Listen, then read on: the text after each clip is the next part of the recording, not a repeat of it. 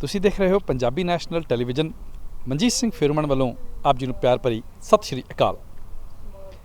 ਦੋਸਤੋ, ਅਗਰ ਗੱਲ ਕਰੀਏ ਲੋਕਤੰਤਰ ਦੀ, ਡੈਮੋਕ੍ਰੇਸੀ ਦੀ, ਤੇ ਲੋਕਤੰਤਰ ਦਾ ਸਭ ਤੋਂ ਅਨਿੱਖੜਵਾਂ ਅੰਗ ਹੁੰਦਾ ਵਾ ਇਲੈਕਸ਼ਨਸ, ਚੋਣਾਂ। ਅਗਰ ਤੇ ਕਿਸੇ ਦੇਸ਼ ਦੇ ਵਿੱਚ ਟਾਈਮ ਫਰੇਮ ਦੇ ਵਿੱਚ ਇਲੈਕਸ਼ਨਸ ਹੋ ਰਹੀਆਂ ਨੇ, that means it is a real democracy. ਔਰ ਅਗਰ ਕਿਸੇ ਮੁਲਕ ਦੇ ਵਿੱਚ ਚੋਣਾਂ ਨਹੀਂ ਹੁੰਦੀਆਂ ਜਾਂ ਅਗਰ ਹੁੰਦੀਆਂ ਨੇ ਤੇ ਜਸਟ ਆਈ ਵਾਸ਼ ਹੁੰਦੀਆਂ ਨੇ, ਤਾਂ ਦੈਟ ਮੀਨਸ ਕਿ ਇਸ ਦੇਸ਼ ਦੇ ਵਿੱਚ ਲੋਕਤੰਤਰੀ ਸੈਟਅਪ ਨਹੀਂ ਹੈ। ਹੁਣ ਅਸੀਂ ਗੱਲ ਕਰਦੇ ਹਾਂ ਕੈਨੇਡਾ ਦੀ।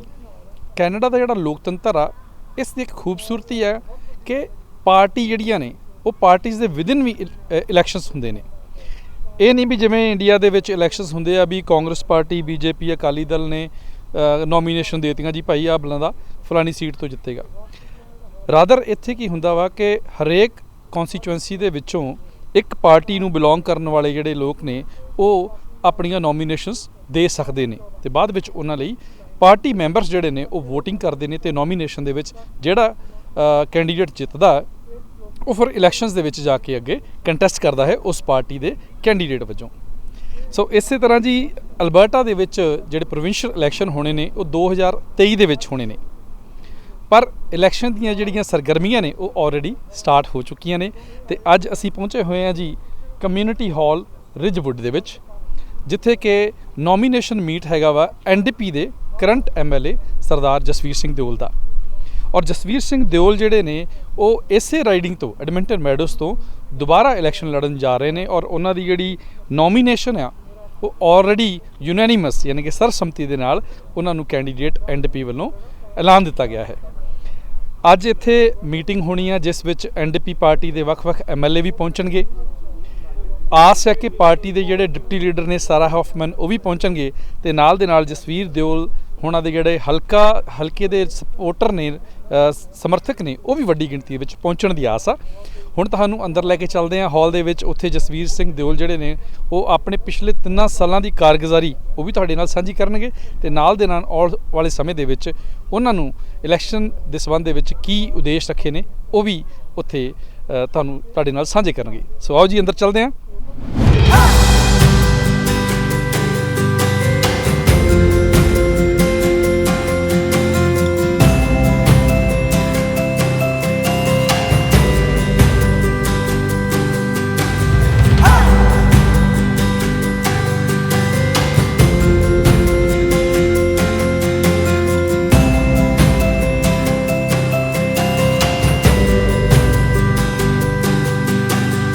ਐਡਮਿੰਟਨ ਮੈਡੋਸ ਕੌਂਸਟੀਚੁਐਂਸੀ ਦੇ ਕੁਝ ਬਸ਼ਿੰਦੇ ਜਿਹੜੇ ਕਿ ਇਸੇ ਹਲਕੇ ਦੇ ਵਿੱਚ ਨਿਵਾਸ ਕਰਦੇ ਨੇ, ਉਹਨਾਂ ਨਾਲ ਗੱਲਬਾਤ ਕਰਨ ਜਾ ਰਹੇ ਹਾਂ।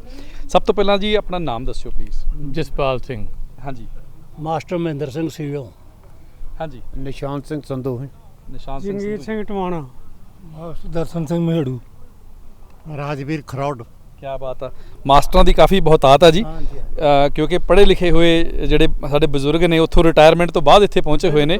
ਅਤੇ ਮਾਸਟਰ ਸਾਹਿਬ, ਮੈਨੂੰ ਇਹ ਦੱਸੋ ਵੀ ਤੁਸੀਂ ਦਿਓਲ ਸਾਹਿਬ ਦੇ ਹਲਕੇ ਦੇ ਵਿੱਚ ਰਹਿੰਦੇ ਜੇ, ਪਿਛਲੇ 3 ਸਾਲਾਂ ਦੀ ਇਹਨਾਂ ਦੀ ਕਾਰਗੁਜ਼ਾਰੀ ਨੂੰ ਕਿਵੇਂ ਦੇਖਦੇ ਜੇ? ਅਸੀਂ ਇੱਥੇ ਐਡਮਿੰਟਨ ਦੇ ਵਿੱਚ ਜਸਵੀਰ ਸਿੰਘ ਦਿਓਲ ਦੀ ਨੋਮੀਨੇਸ਼ਨ 'ਤੇ ਰਿਜਵੁੱਡ ਕਮਿਊਨਿਟੀ ਹਾਲ ਦੇ ਵਿੱਚ ਇਕੱਤਰ ਹੋਏ ਹਾਂ। ਇਹ ਪਿਛਲੀ ਟਰਮ ਦੇ ਵਿੱਚ ਵੀ ਸਾਡੇ ਇਸੇ ਹਲਕੇ ਤੋਂ ਮੈਡੋ ਹਲਕੇ ਤੋਂ, ਜਿਹਨੂੰ ਜਦੋਂ ਮਿਲ ਕਰੀਕ ਕਿਹਾ ਜਾਂਦਾ ਸੀ, MLA ਰਹੇ ਨੇ।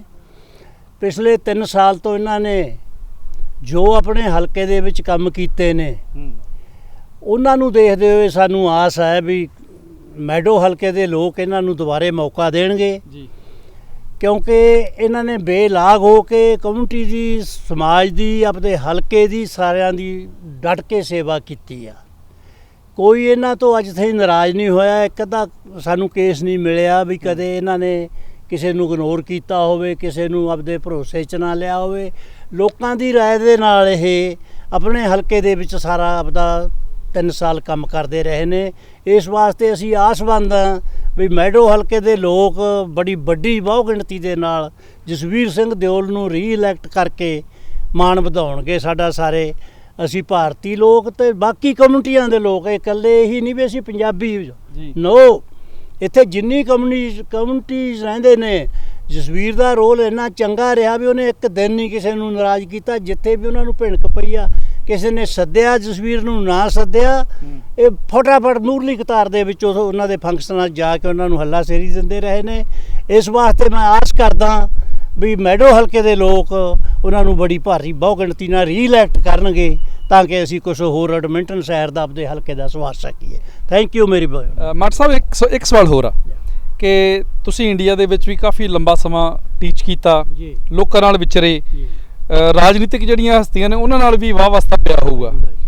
ਤੁਹਾਨੂੰ ਕੀ ਲੱਗਦਾ ਵੀ ਉੱਥੇ ਤੇ ਜਿੱਦਾਂ ਵੈਸੇ ਕਿਸੇ ਐਮਐਲਏ ਨੂੰ ਮਿਲਣਾ ਹੋਵੇ ਜਾਂ ਉਹਨਾਂ ਦੇ ਕਿਵੇਂ ਈਵਨ ਪੀਏ ਨੂੰ ਵੀ ਮਿਲਣਾ ਹੋਵੇ ਨਾ, ਇਟਸ ਨਾਟ ਦੈਟ ਈਜ਼ੀ, ਤੇ ਇੱਥੇ ਜਿਹੜਾ ਅਪਰੋਚੇਬਿਲਿਟੀ ਹੈਗੀ ਆ ਵੀ ਅਸੀਂ ਕਿਸੇ ਆਪਣੇ ਨੁਮਾਇੰਦੇ ਨੂੰ ਮਿਲਣਾ ਵਾ ਜਾਂ ਆਪਣੇ ਦਿਲ ਦੀ ਕੋਈ ਗੱਲਬਾਤ ਦੱਸਣੀ ਆ, ਕੋਈ ਆਪਣੇ ਹਲਕੇ ਦੀ ਕੋਈ ਸਮੱਸਿਆ ਦੱਸਣੀ ਆ, ਸਾਂਝੀ ਕਰਨੀ ਆ, ਕਿੰਨੀ ਕੁ ਔਖੀ ਆ? ਔਰ ਜਸਵੀਰ ਸਿੰਘ ਦਿਓਲ ਦਾ ਜਿਹੜਾ ਰਿਸਪੌਂਸ ਹੁੰਦਾ ਉਹ ਕਿਵੇਂ ਦਾ ਹੁੰਦਾ? ਜਿਹੜੀ ਤੁਸੀਂ ਗੱਲ ਕਹਿ ਰਹੇ ਹੋ ਉੱਥੇ ਇੰਡੀਆ ਬਾਰੇ ਤਾਂ ਮੈਂ ਕੁਝ ਨੈਗੇਟਿਵ ਨਹੀਂ ਕਹਿਣਾ ਚਾਹੁੰਦਾ। ਸਾਡਾ ਦੇਸ਼ ਆ, ਅਸੀਂ ਉਸ ਧਰਤੀ ਨਾਲ ਜੁੜੇ ਹੋਏ ਲੋਕ ਹਾਂ ਜੀ, ਪਰ ਜੋ ਕੁਛ ਉੱਥੇ ਦੇ ਨੁਮਾਇੰਦੇ ਜਦ ਚੋਣ ਜਿੱਤ ਜਾਂਦੇ ਨੇ ਮੁੜ ਕੇ ਲੋਕਾਂ ਨੂੰ ਮਿਲਦੇ ਨਹੀਂ, ਭਾਲੇ ਨਹੀਂ ਤੇ ਆਉਂਦੇ। ਬਿਲਕੁਲ। ਲੋਕਾਂ ਨੂੰ ਚਾਹੇ ਕਿੱਡੇ ਤੋਂ ਕਿੱਡੀ ਵਿਪਤਾ ਪਈ ਹੋਵੇ, ਜਿੱਤਣ ਤੋਂ ਬਾਅਦ ਚ ਕੋਈ ਨੁਮਾਇੰਦਾ ਉੱਥੇ ਕਿਸੇ ਨੂੰ ਕੋਈ ਫੜਾਉਂਦਾ ਨਹੀਂ, ਬਾਹ ਨਹੀਂ ਫੜਾਉਂਦਾ। ਇਹ ਇੱਥੇ ਅਸੀਂ ਜਿੱਦਣ ਦੇ ਆਏ ਹਾਂ, ਮੈਨੂੰ 12 ਸਾਲ ਹੋ ਗਏ ਇੱਥੇ ਆਏ ਨੂੰ, ਜੀ ਦੇਖ ਰਹੇ ਹਾਂ। ਕੱਲਾ ਜਸਵੀਰ ਦਿਓਲ ਦੀ ਨਹੀਂ ਮੈਂ ਗੱਲ ਕਰਦਾ, ਆਮ ਨੁਮਾਇੰਦੇ ਜਿੰਨੀਆਂ ਚੋਣਾਂ ਹੁੰਦੀਆਂ ਨੇ, ਚਾਹੇ ਕੋਈ ਐਮਪੀ ਆ ਚਾਹੇ ਕੋਈ ਵਜ਼ੀਰ ਆ, ਉਹ ਲੋਕਾਂ ਦਾ ਸੇਵਕ ਹੋ ਕੇ ਕੰਮ ਕਰਦਾ। ਹਰ ਕੰਸਟੀਚੂਐਂਸੀ ਦੇ ਵਿੱਚ ਐਮਐਲਏ ਦਾ, ਹਰ ਫੈਡਰਲ ਕੰਸਟੀਚੂਐਂਸੀ ਦੇ ਵਿੱਚ ਐਮਪੀ ਦਾ ਇੱਥੇ ਦਫ਼ਤਰ ਖੁੱਲ੍ਹੇ ਹੋਏ ਨੇ। ਜਿਹੜੀ ਵੀ ਲੋਕਾਂ ਨੂੰ ਲੋੜ ਹੈ ਉਹ ਜਾਂਦੇ ਆ। ਕਦੇ ਐਮਐਲਏ ਨੇ ਇਹ ਨਹੀਂ ਗਾ ਵੀ ਅੱਜ ਕੰਮ ਨਹੀਂ ਕੀਤਾ ਕਿਸੇ ਦਾ। ਉੱਥੋਂ ਜਿਹੜੇ ਦਫ਼ਤਰ ਦੇ ਵਿੱਚ ਇੰਚਾਰਜ ਬੱਚੇ ਬੱਚੀਆਂ ਕੰਮ ਕਰਦੇ ਨੇ, ਉਹ ਲੋਕਾਂ ਨੂੰ ਕਹਿੰਦੇ ਆ ਵੀ ਤੁਹਾਡਾ ਕੰਮ ਹੋ ਕੇ ਘਰੇ ਪਹੁੰਚ ਜੂਗਾ। ਇੰਨਾ ਇੱਥੇ ਬਹੁਤ ਵਧੀਆ ਸਿਸਟਮ ਆ ਜਿਹਦੇ ਕਰਕੇ ਅਸੀਂ ਵੀ ਇੱਥੇ ਵਿੱਚ ਆਏ ਹੋਏ ਹਾਂ ਤੇ ਇੰਜੋਏ ਕਰ ਰਹੇ ਹਾਂ। ਸਾਨੂੰ ਕੋਈ ਇੱਥੇ ਇਹਨਾਂ ਜਿੰਨਾ ਚਿਰ ਚਾਹੇ ਕੋਈ ਵੀ ਚੋਣ ਜਿੱਤਦਾ ਇੱਥੇ ਮਗਰ ਨਹੀਂ ਤੁਰਨਾ ਪੈਂਦਾ, ਉਹ ਆਪ ਆ ਕੇ ਸਾਡੀ ਸਾਰ ਲੈਂਦੇ ਨੇ। ਈਵਨ ਸਾਡੇ ਹਰ ਫੰਕਸ਼ਨ ਦੇ ਵਿੱਚ, ਸਾਡੇ ਇਕੱਠਾਂ ਦੇ ਵਿੱਚ ਇਕੱਠੇ ਹੋ ਕੇ ਅਸੀਂ ਸਾਰੇ ਮਤਲਬ ਆਪਸ ਵਿੱਚ ਹੀ ਵਿਚਾਰ ਵਟਾਂਦਰਾ ਕਰਕੇ ਇਸ ਮੁਲਕ ਨੂੰ ਹੁਣ ਇਸ ਸ਼ਹਿਰ ਨੂੰ ਅੱਗੇ ਲਿਜਾਣ ਦੀ ਸਾਡੀ ਯੋਜਨਾ ਹੈਗੀ। ਜਿੱਥੇ ਅਸੀਂ ਰਹਿੰਦੇ ਹਾਂ ਇਹ ਸਾਡੀ ਕਰਮ ਭੂਮੀ ਹੋ ਗਈ, ਉਹ ਸਾਡੀ ਜਨਮ ਭੂਮੀ ਸੀ, ਇਹ ਸਾਡੀ ਕਰਮ ਭੂਮੀ ਆ। ਇਸ ਵਾਸਤੇ ਅਸੀਂ ਹੁਣ ਇਹਦਾ ਅੱਛਾ ਲੋਚਦੇ ਹਾਂ।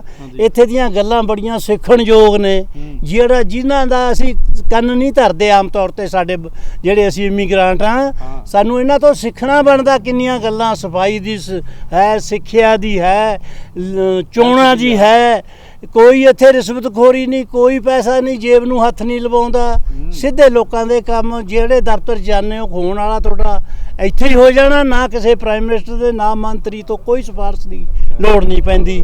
ਅਸੀਂ ਹੁਣ ਦੁਬਾਰੇ ਜਸਵੀਰ ਦਿਓਲ ਨੂੰ ਰੀਇਲੈਕਟ ਕਰਨ ਖਾਤਰ ਅੱਜ ਇਕੱਠੇ ਹੋ ਕੇ ਉਹਨਾਂ ਦੀ ਨੋਮੀਨੇਸ਼ਨ ਹੋਈ ਆ। ਅਸੀਂ ਆਪਦਾ ਸਿਰ ਤੋੜ ਯਤਨ ਕਰਾਂਗੇ ਵੀ ਉਹਨਾਂ ਨੂੰ ਜਿਤਾਉਣ ਦੀ ਕੋਸ਼ਿਸ਼ ਕਰਾਂਗੇ।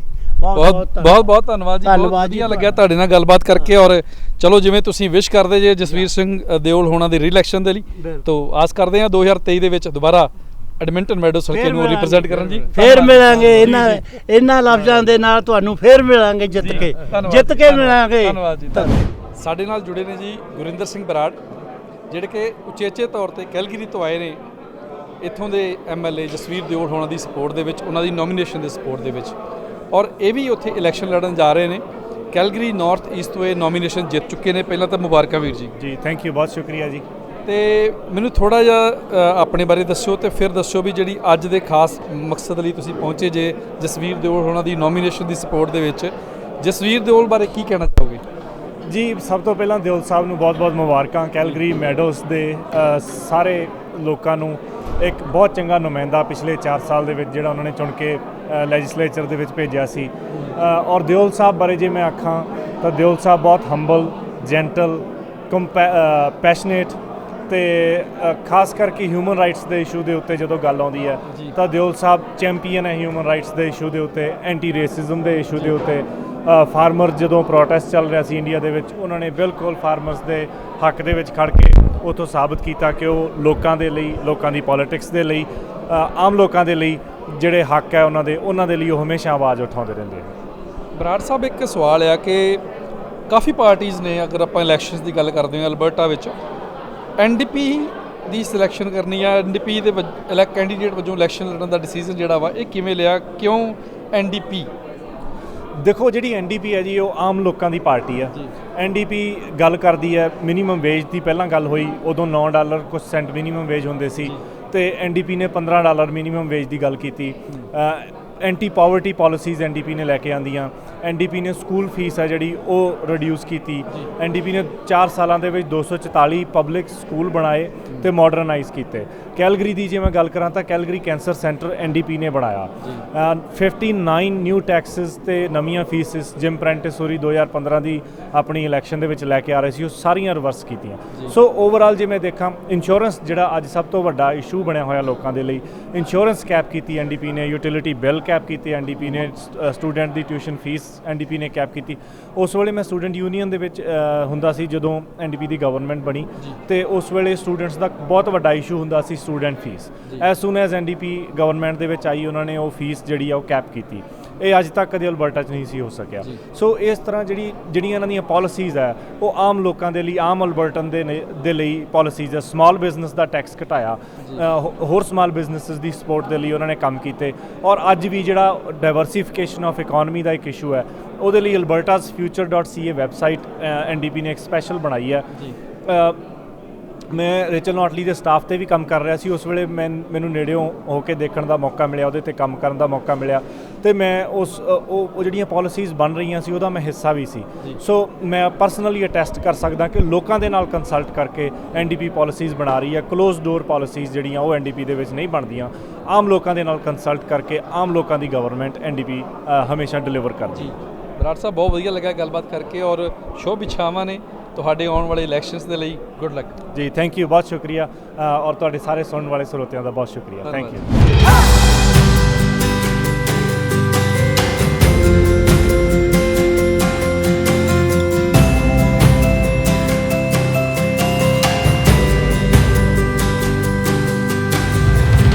ਜਿਵੇਂ ਕਿ ਤੁਹਾਨੂੰ ਪਹਿਲਾਂ ਦੱਸਿਆ ਕਿ ਅੱਜ ਐਨਡੀਪੀ ਦੇ ਐਮਐਲਏ ਸਰਦਾਰ ਜਸਵੀਰ ਸਿੰਘ ਦਿਓਲ ਜਿਹੜੇ ਨੇ, ਉਹਨਾਂ ਦੀ ਨੋਮੀਨੇਸ਼ਨ ਮੀਟਿੰਗ ਆ, ਔਰ ਇਸ ਮੀਟਿੰਗ ਦੇ ਵਿੱਚ ਯੂਨੈਨਿਮਸਲੀ ਇਹਨਾਂ ਨੂੰ ਸਿਲੈਕਟ ਕਰ ਲਿਆ ਗਿਆ ਵਾ, ਇਲੈਕਟ ਕਰ ਲਿਆ ਗਿਆ ਵਾ, ਔਰ ਵੱਡੀ ਗਿਣਤੀ ਦੇ ਵਿੱਚ ਮੈਡੋਸ ਹਲਕੇ ਤੋਂ ਜਿਹੜੇ ਸਮਰਥਕ ਨੇ ਉਹ ਉਹਨਾਂ ਨੂੰ ਸਪੋਰਟ ਕਰਨ ਦੇ ਲਈ ਪਹੁੰਚੇ ਨੇ।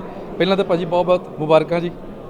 ਧੰਨਵਾਦ ਜੀ, ਬਹੁਤ ਬਹੁਤ ਮਨਜੀਤ ਸਿੰਘ ਜੀ ਤੁਹਾਡਾ ਵੀ, ਤੇ ਮੈਂ ਪੰਜਾਬੀ ਨੈਸ਼ਨਲ ਟੀਵੀ ਦਾ ਵੀ ਧੰਨਵਾਦ ਕਰਦਾ ਕਿ ਤੁਸੀਂ ਇੱਥੇ ਉਹਨਾਂ ਨੂੰ ਰਿਪਰੈਜ਼ੈਂਟ ਕਰਦੇ ਹੋਏ ਵੀ ਪਹੁੰਚੇ ਹੋ, ਤੇ ਐਜ਼ ਅ ਦੋਸਤ ਵੀ ਤੁਸੀਂ ਅੱਜ ਇੱਥੇ ਸ਼ਾਮਲ ਹੋ। 2019 ਦੇ ਵਿੱਚ ਇਲੈਕਸ਼ਨ ਦੇ ਵਿੱਚ ਪਹਿਲੀ ਵਾਰੀ ਮੈਨੂੰ ਮੌਕਾ ਮਿਲਿਆ ਸੀ ਜੀ। ਲੋਕਾਂ ਨੇ ਵਿਸ਼ਵਾਸ ਪ੍ਰਗਟ ਕੀਤਾ, ਸਪੋਰਟ ਕੀਤੀ, ਤੇ ਮੈਨੂੰ ਇੱਥੋਂ ਐਜ਼ ਐਨ ਐਮਐਲਏ ਇਲੈਕਟ ਕੀਤਾ ਸੀਗਾ, ਤੇ ਮੈਨੂੰ ਜਿਹੜਾ ਲੈਜਿਸਲੇਚਰ ਦੇ ਵਿੱਚ ਜਾ ਕੇ ਸਰਵ ਕਰਨ ਦਾ ਮੌਕਾ ਮਿਲਿਆ। ਤੇ ਆਪੋਜੀਸ਼ਨ 'ਚ ਰਹਿੰਦਿਆਂ ਹੋਇਆਂ ਮੈਂ ਐਨਡੀਪੀ ਦਾ ਜਿਹੜਾ ਮਲਟੀਕਲਚਰਲਿਜ਼ਮ ਦੇ ਕ੍ਰਿਟਿਕ ਦੇ ਤੌਰ ਦੇ ਉੱਤੇ ਸ਼ੈਡੋ ਮਿਨਿਸਟਰੀ ਦੇ ਵਿੱਚ ਵੀ ਕੰਮ ਕੀਤਾ, ਤੇ ਮੈਂ ਪਾਰਟੀ ਨੇ ਮੇਰੇ ਕੰਮ ਨੂੰ ਦੇਖਦੇ ਹੋਏ ਤੇ ਜਿਹੜੀ ਕਮਿਊਨਿਟੀ ਦੀ ਸਪੋਰਟ ਹੈ ਉਹਨੂੰ ਦੇਖਦਿਆਂ ਹੋਇਆਂ ਇੱਕ ਵਾਰ ਫਿਰ ਮੈਨੂੰ ਜਿਹੜਾ ਆ ਆਉਣ ਵਾਲੀਆਂ ਇਲੈਕਸ਼ਨਾਂ ਦੇ ਵਿੱਚ ਇੱਥੋਂ ਜਿਹੜਾ ਕੈਂਡੀਡੇਟ ਬਣਨ ਲਈ ਮੌਕਾ ਦਿੱਤਾ। ਮੈਂ ਉਹਨਾਂ ਦਾ ਬਹੁਤ ਬਹੁਤ ਧੰਨਵਾਦ ਕਰਦਾ। ਤਾਂ ਜਿਸ ਤਰ੍ਹਾਂ ਤੁਸੀਂ ਦੇਖ ਹੀ ਰਹੇ ਹੋ ਕਮਿਊਨਿਟੀ ਤੋਂ ਆਪਾਂ ਨੂੰ ਜਿਹੜੀ ਆ ਸਪੋਰਟ ਮਿਲ ਰਹੀ ਹੈ, ਤੇ ਮੈਂ ਸਮਝਦਾ ਕਿ ਇਹ ਟੀਮ ਵਰਕ ਹੈ, ਸਮਾਜ ਦੀ ਬਿਹਤਰੀ ਲਈ ਕੰਮ ਕਰਦਾ, ਸਮਾਜ ਨੂੰ ਚੰਗਾ ਬਣਾਉਣਾ, ਤੇ ਆਉਣ ਵਾਲੀਆਂ ਪੀੜ੍ਹੀਆਂ ਦੇ ਲਈ ਜਿਹੜਾ ਭਵਿੱਖ ਹੈ ਉਹਨਾਂ ਦਾ ਉਹਨੂੰ ਜਿਹੜਾ ਸਵਾਰਨ ਦੇ ਲਈ ਕੰਮ ਕਰਨਾ। ਇਹ ਕੋਈ ਇਕੱਲੇ ਬੰਦੇ ਦਾ ਕੰਮ ਨਹੀਂ ਹੁੰਦਾ, ਇਹ ਟੀਮ ਵਰਕ ਹੈ, ਤੇ ਜਿਹੜੀ ਕਮਿਊਨਿਟੀ ਦੀ ਸਪੋਰਟ ਤੋਂ ਬਿਨਾਂ ਸੰਭਵ ਨਹੀਂ ਹੈ। ਮੈਂ ਉਹਨਾਂ ਸਾਰੇ ਹੀ ਲੋਕਾਂ ਦਾ, ਦੋਸਤਾਂ ਦਾ, ਮਿੱਤਰਾਂ ਦਾ, ਕਮਿਊਨਿਟੀ ਮੈਂਬਰਾਂ ਦਾ, ਤੇ ਜਿਹੜੇ ਮੇਰੇ ਇੱਥੇ ਵੋਟਰ ਨੇ ਉਹਨਾਂ ਦਾ ਧੰਨਵਾਦ ਕਰਦਾ, ਜਿਹੜੇ ਹਮਾ ਕੇ ਜਿਹੜੇ ਪਹੁੰਚੇ ਆ ਮੈਨੂੰ ਸਪੋਰਟ ਕਰਨ ਲਈ। ਉਹਨਾਂ ਦਾ ਬਹੁਤ ਬਹੁਤ ਧੰਨਵਾਦ।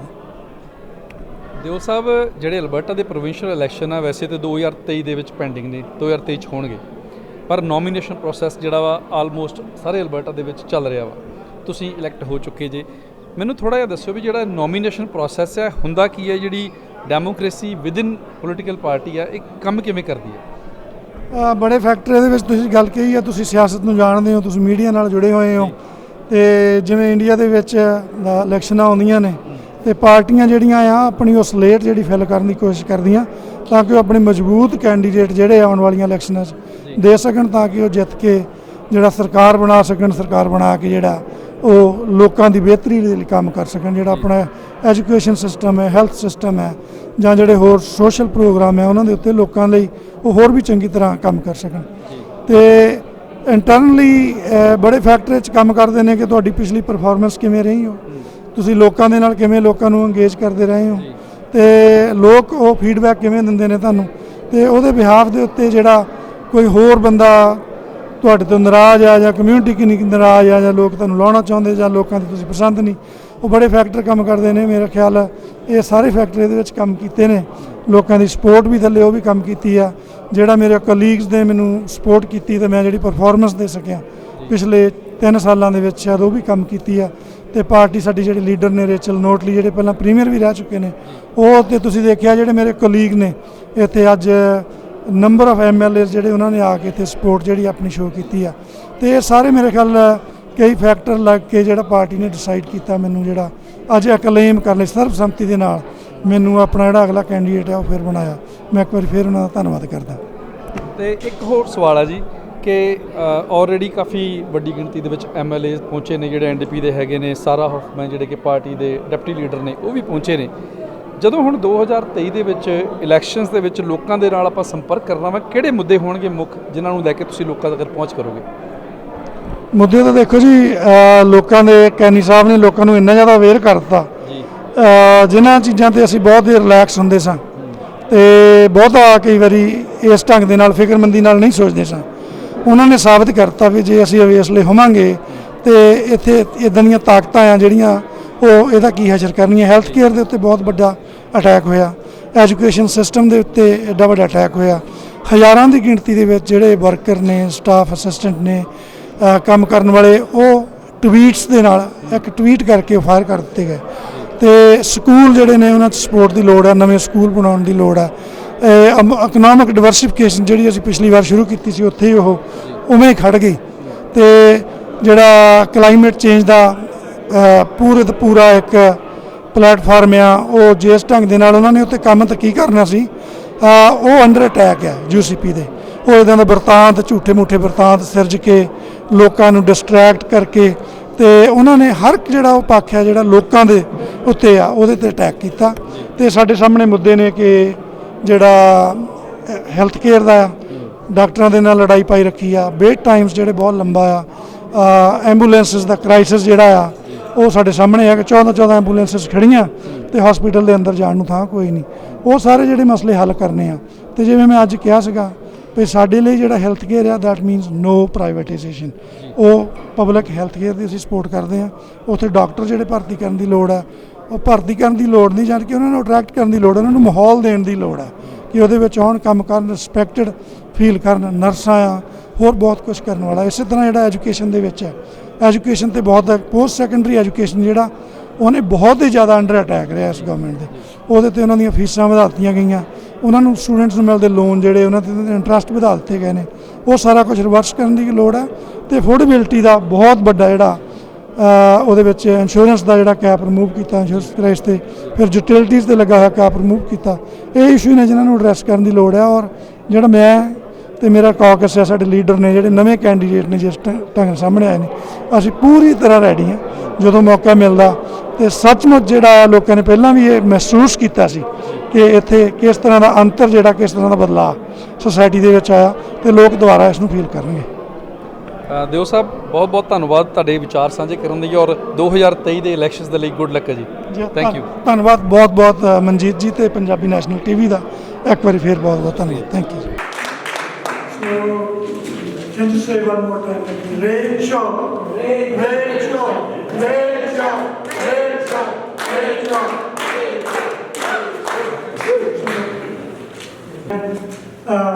ਸਭ ਤੋਂ ਪਹਿਲਾਂ ਮੈਂ ਤੁਹਾਡਾ ਬਹੁਤ ਜ਼ਿਆਦਾ, ਮੈਂ ਹਰ ਵਾਰੀ ਦੋ ਗੱਲਾਂ ਕਹਿੰਦਾ ਹੁੰਦਾ, ਇਹ ਫਾਲਟ ਮੇਰੇ ਤੇ ਹੀ ਆ। ਇੱਕ ਸ਼ਾਰਟ ਨੋਟਿਸ ਦੀ ਗੱਲ ਹੈ। ਮੈਨੂੰ ਯਾਦ ਹੈ ਕਿ ਰਾਤ ਤੱਕ ਵੀ ਜਿਨ੍ਹਾਂ ਦੋਸਤਾਂ ਨੂੰ, ਭਰਾਵਾਂ ਨੂੰ ਮੈਂ ਫੋਨ ਕਰ ਰਿਹਾ ਸੀਗਾ, ਤਾਂ ਮੈਂ ਦੇਖਦਾ ਅੱਜ ਉਹ ਸਵੇਰੇ ਆਪਣੇ ਜਿਹੜੇ ਰੁਝੇਵੇਂ ਆ ਉਹਨਾਂ 'ਚੋਂ ਟਾਈਮ ਕੱਢ ਕੇ ਉਹਨਾਂ ਨੂੰ ਮੈਨੇਜ ਕਰਕੇ ਅੱਜ ਇੱਥੇ ਪਹੁੰਚੇ ਆ। ਅਤੇ ਮੈਂ ਤੁਹਾਡਾ ਬਹੁਤ ਬਹੁਤ ਧੰਨਵਾਦ ਕਰਦਾ ਕਿ ਇਹ ਸਾਰਾ ਕੁਝ ਜਿਹੜਾ ਟੀਮ ਵਰਕ ਹੈ, ਇਹ ਕੋਈ ਕਿਸੇ ਇੰਡੀਵਿਜੂਅਲ ਦਾ ਕੰਮ ਨਹੀਂ ਹੈ, ਇਕੱਲੇ ਬੰਦੇ ਲਈ ਪੋਸੀਬਲ ਨਹੀਂ ਹੈ।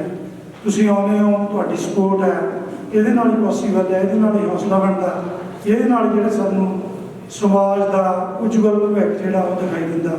ਮੈਂ ਤੁਹਾਡਾ ਬਹੁਤ ਬਹੁਤ ਧੰਨਵਾਦ ਕਰਦਾ। ਸੋ It means so much to me to have your support and the support of our leader, Rachel Notley. And I will be a little formal. Very first time, it's unusual for me, but I just wanted to be formal. And I wouldn't take very long. It will be a short speech. And the deputy leader and our wonderful education critic who's here today, and my 21 other colleagues in the Alberta legislature. I'm so proud to work with such capable and determined group of people. You know, let me tell you this, it has been highlight of my professional career. So I'm so thankful to you. And more about this, our team is growing too. We are bringing in new faces, people with highly skilled and very experienced in healthcare, and in small businesses, in renewable energy, and diversifying economy, and so much more. I'm so excited for the full slate of candidates we will put forward, and so proud to be part of that team. It's a team that is ready, willing, and focused on you and your priorities. A team that will protect, promote, and improve public education. Sarah and many others have been listening to the concerns of teachers, parents, students, and subject matter experts. We all know what's happened on the Alberta curriculum.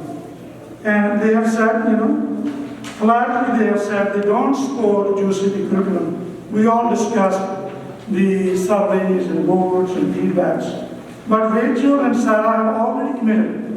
If elected, we will go back to the drawing board with Albertans within 100 days to build a curriculum that truly prepares our students for their future.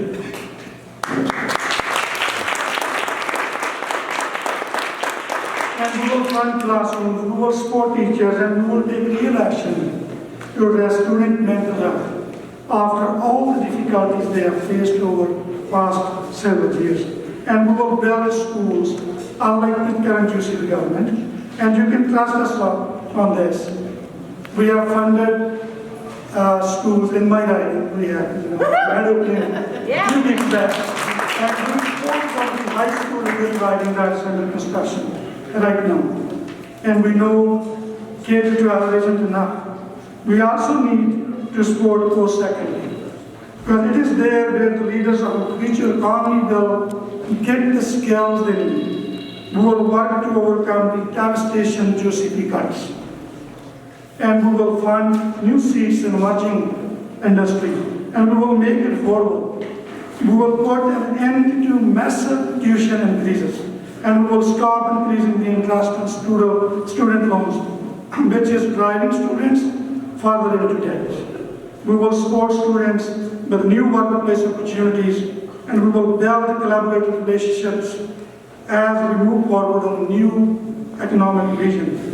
Our economic strategy will be married by jobs that creates good paying, sustainable jobs, not by how much money the current government's rich friends are making. We will take real action on climate change, in developing new energy, and in leading this massive shift. We will generate tens of thousands of new jobs and generate billions upon billions in new investment opportunities. We will also support small businesses. The government ignored these businesses during the pandemic while we called for real support. We did this because we know small businesses are at the heart of our economy. They employ people close to home, and they make our cities attractive for the people to move in here. Our communities also flourishes when everyone is welcome. And that is why I am proud to serve as the NDP critic for multiculturalism.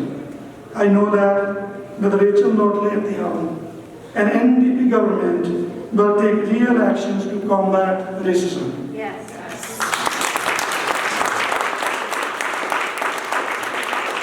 And to promote inclusion and compassion for all. We must do this. That is how we keep our communities safe and vibrant. I'm committed to this work, and I know every single member of my caucus. is committed to this too. And I have said the last critical pillar of our plan, but perhaps the most important for last, and that is public health care. And I mean public health care. No privatization of health care, period.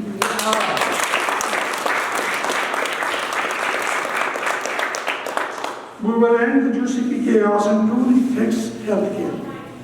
We will support our frontline heroes, build new hospitals, attract doctors, nurses, and more. We will put an end to unimaginable long wait times, and we will address the EMS crisis. And this is so critical because how we take care of each other says so much about who we are as a society. My friends, this is what I see for the future of Edmonton Meadows and our entire province. Public health care that is when you need it. Public education that is high quality, supported and that prepares students for their future. And that future will be full of good jobs and opportunities. And people will live in a community where they feel welcome and loved. What we need your support. We need the support of you here today and so many others. We need you knocking on doors, talking to your neighbors, and contributing wherever you can. We need you wearing your NDPR proudly and telling everyone who will listen that there is a better path, that help and hope is on their way. I want to thank you all so much again for being here and for all you will do to support our campaign as we move forward. My friends, I'm Jaspreet Deo. I'm proud to accept the nomination as the NDP candidate in Edmonton Meadows.